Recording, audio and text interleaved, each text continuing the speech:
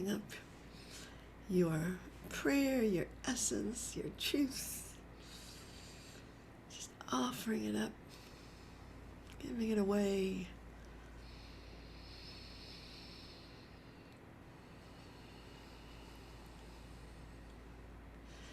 And sensing that sweetness of your aliveness, of your flow.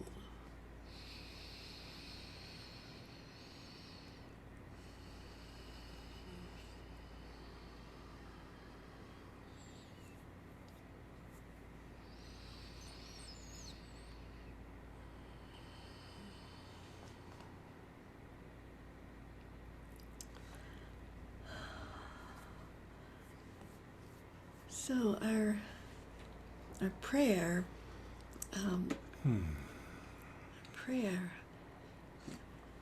you know, I've kind of redefined prayer because some of the old paradigms about prayer as a kind of like telling God what to do just doesn't fit with my theology or my experience. And I came across this one teaching from Joel Goldsmith that says prayer is the preparation of consciousness for the God experience. Prayer is the preparation of consciousness for the God experience. And what I want is the God experience. What I'm here for is the God experience, and prayer is what conditions the mind. It lifts me up. It clears away the impediments for that God experience, and I want to be able to enter into it, and I believe it's also kind of what healing energy is. As when because the that when I and Joel Goldsmith was a healer, and that was kind of the context of what he was saying. Is like, you want to pray for someone, it's like you just have to go there yourself to that God experience, and then whoever you're with is going to be healed by that. And that really intrigues me, just because I want to be a healing presence in the world, and if I want to do that, then I need to know how to shift my consciousness and be in the God experience myself. So I wanted to do this practice, which to me is helpful, and I call it accessing the highest, I call it. And from doing this practice, what I felt like what this practice did for me was it raised my vibration. It's another language to talk about the God experience in a way. It's like we're all vibrating, and sometimes there's a low vibration, and sometimes there's a high vibration, and that high vibration connects me to the oneness, and sometimes I'm disconnected from that oneness, and it's painful. It's a painful kind of place of separation. So when I did this practice, it really felt like, in the words, I translate these words as, I will sing praise so that I may know the highest essence of divine existence.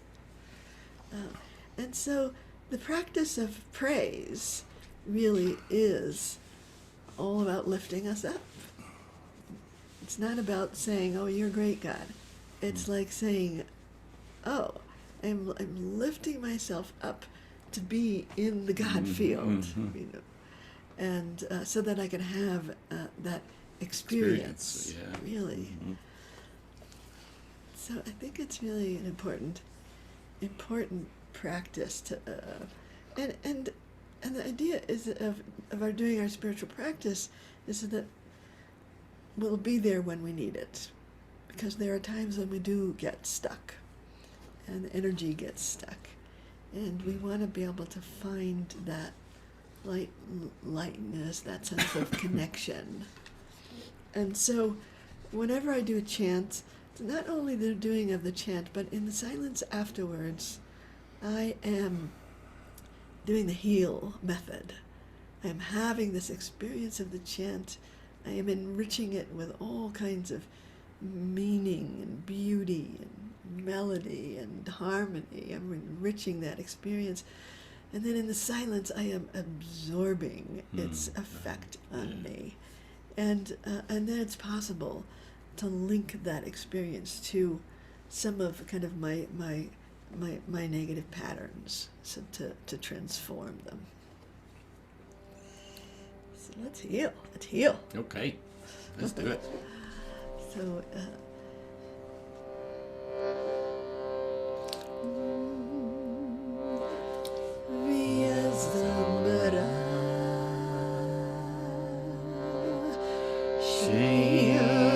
Shaym-Havaya, Elyon,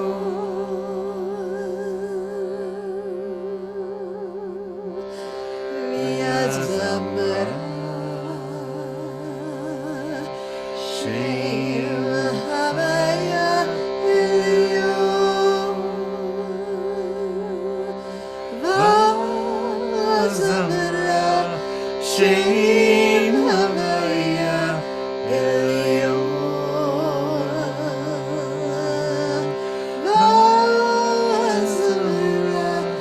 Shaym-Havaya,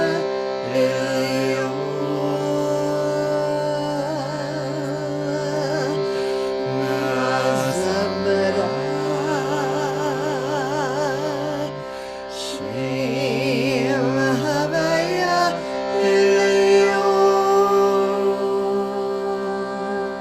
Elyon, Vazamra, Shaym-Havaya, Elyon,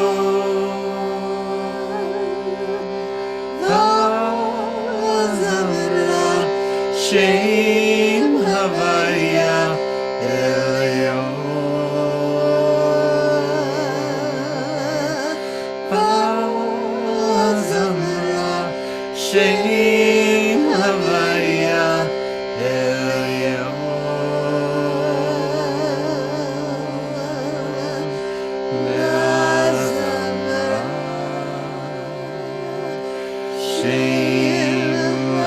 Elyon, Vazamra, Shaym-Havaya, Elyon,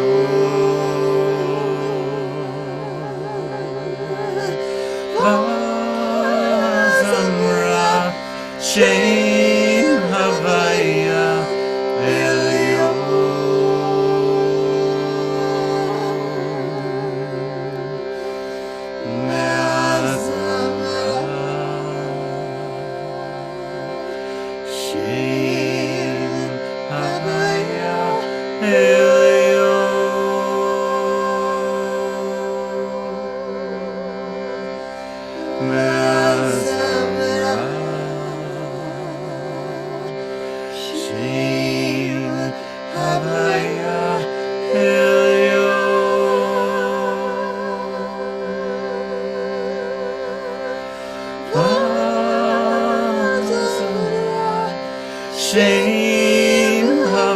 Shaym-Havaya, Elyon,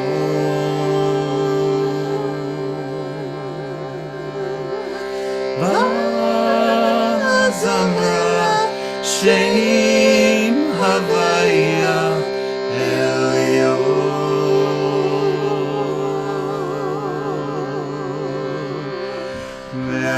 Vazamra, Shaym-Havaya, Elyon.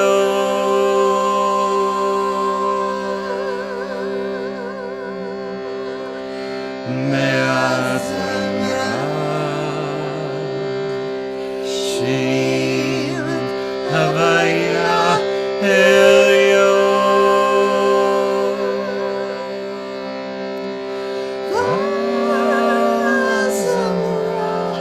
Shaym-Havaya Elyon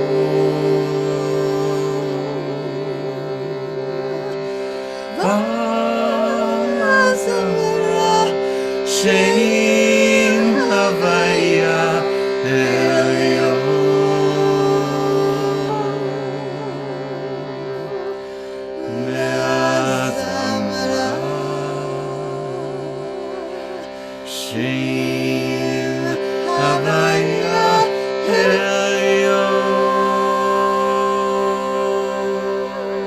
Elyon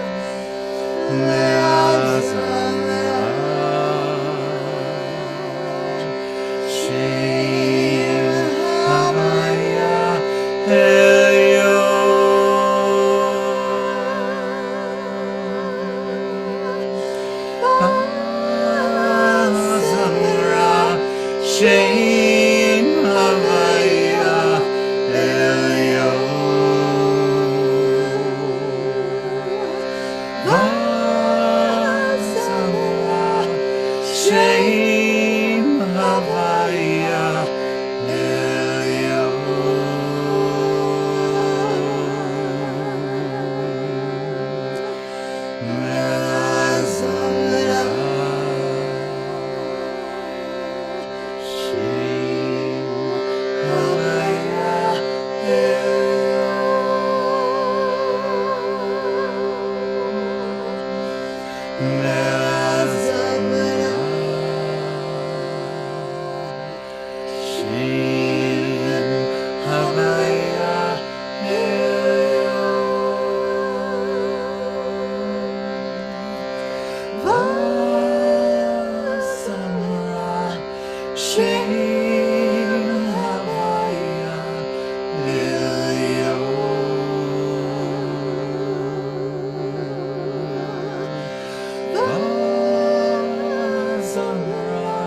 Shaym-Havaya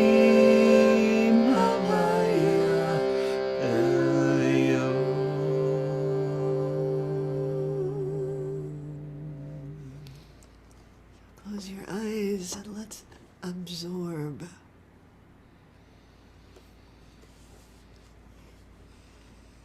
Just let it go all the way in. That sense of the infinite, sense of the mystery. Just take it in.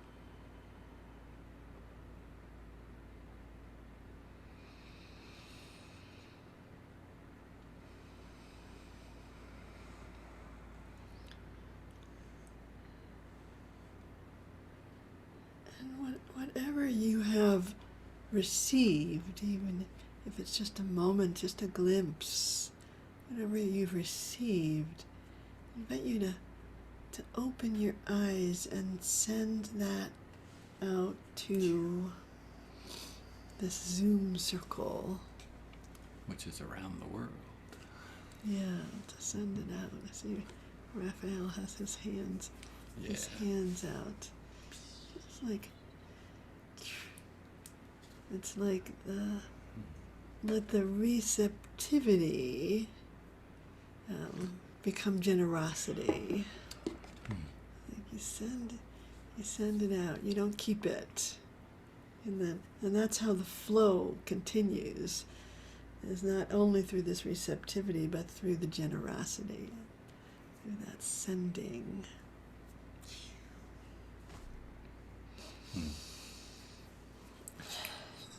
I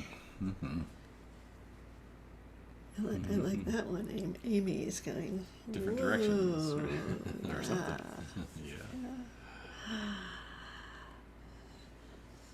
So I want to do one more practice with you, and I was just contemplating this idea of how does this meeting happen between us and the divine, and this practice that's I call taking refuge in you.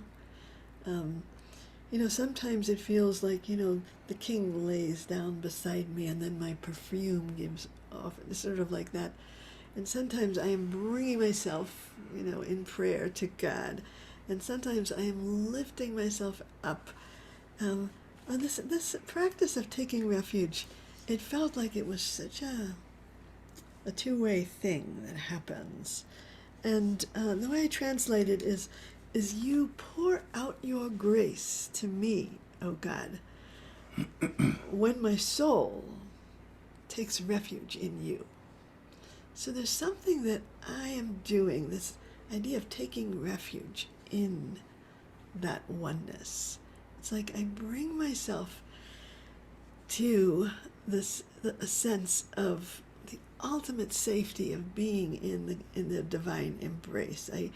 And when I do that, it opens up the flow. It's almost like the opposite of the first practice we did. It's like God's fragrance is unlocked, is released, and pours into me when I take the risk, when I do this, when I do this practice of my soul taking refuge in the oneness, and then something in the cosmos is released, which is this grace that is pouring in. So I wanted to have this be our final practice, because it feels like it kind of sums it all up in some way. Yeah. Yeah.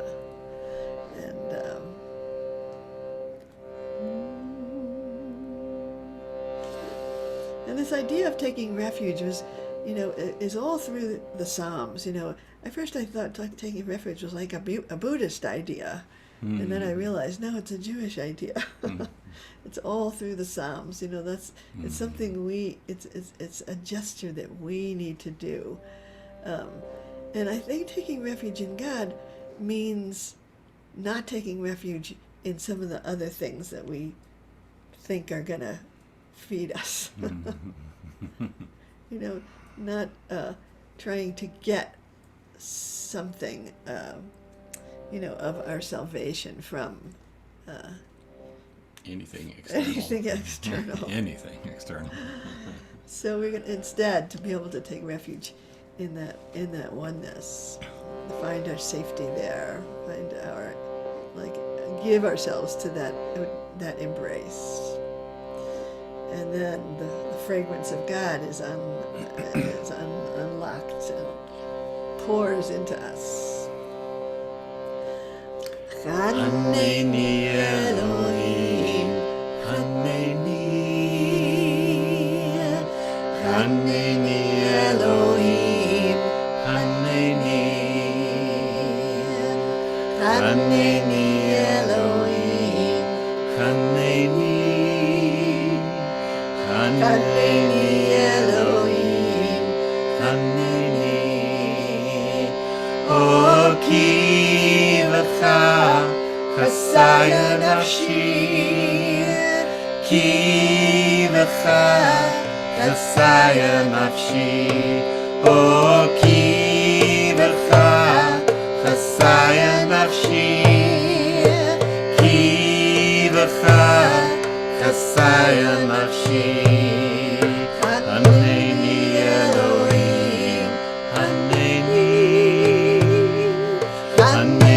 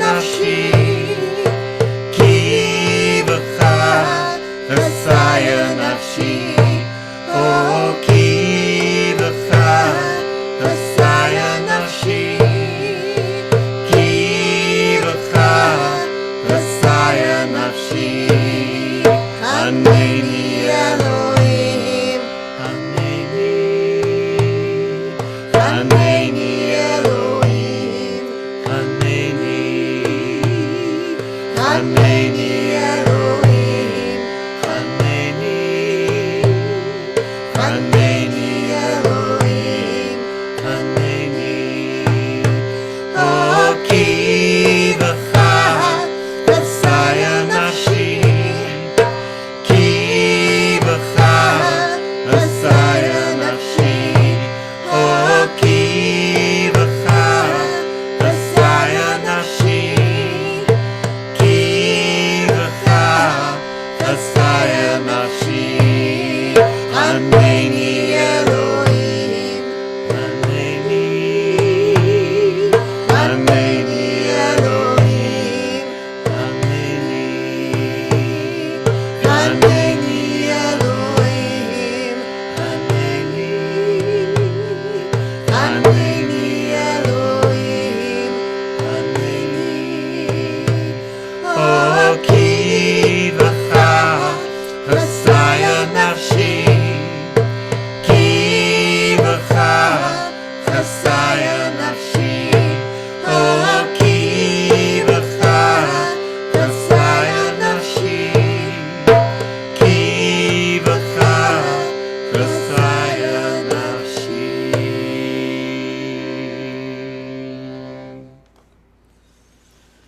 Take a moment with your eyes closed to feel that two-way flow, the flow of grace into us, and our own kind of impulse to give ourselves to God, to find the entranceway into the happy place. The happy place, your happy place. I lost mine this morning, but I found it again. Shefa helped me find it. It's so important. So,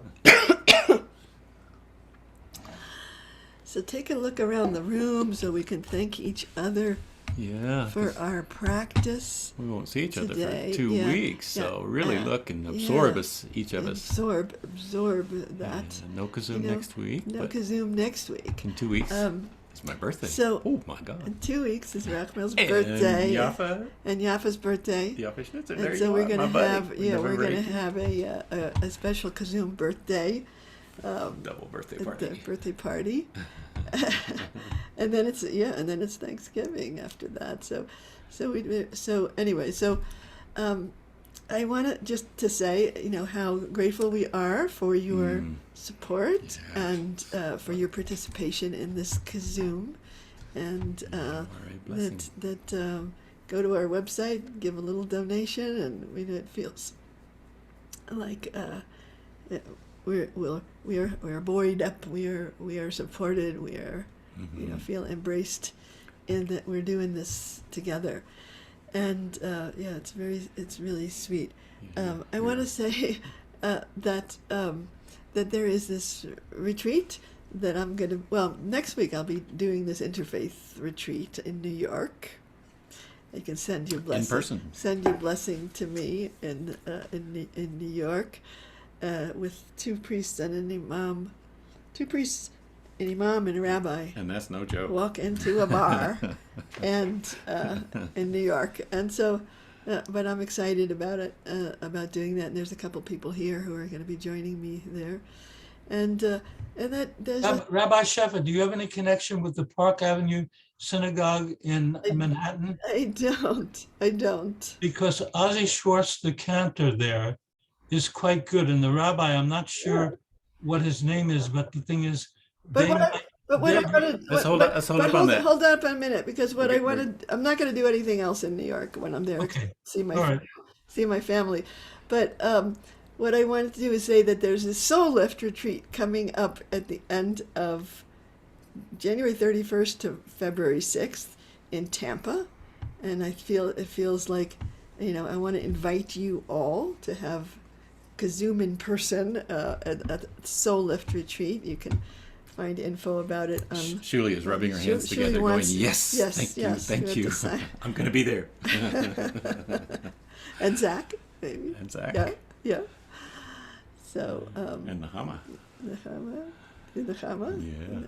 I don't know if Ellen is here. She signed up also. So, anyway, it would be great to be with you all in person. So, so I want to take these next 10 minutes for anybody who wants to stay for 10 minutes, to be with a couple other people, and